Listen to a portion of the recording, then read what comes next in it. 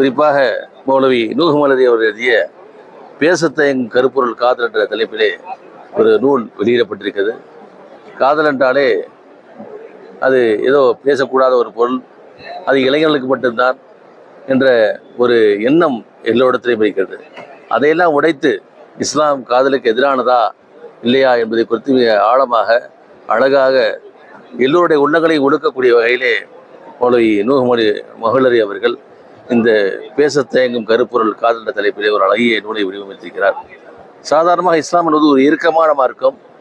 இது ஏதோ காதலுக்கு தடை செய்கிறது என்று சொல்லக்கூடிய ஒரு போக்கு இன்றைக்கு இருப்பதை நாம் பார்க்கிறோம். ஆனால் காதலிப்பதற்கு இஸ்லாம் இறைவன் ஒருவரும் தடை செய்யவில்லை. ஆனால் இந்த காதல் என்ற பெயரில் நடக்கக்கூடிய காம களியாட்டங்களைத்தான் இஸ்லாம் அனுமதிப்பதில்லை, இறைவன் அதனை விரும்புவதில்லை என்பதாக மிக அழகாக ஆதாரங்களோடு எடுத்துக்காட்டுகளோடு அவர் சொல்லியிருக்கிறார்.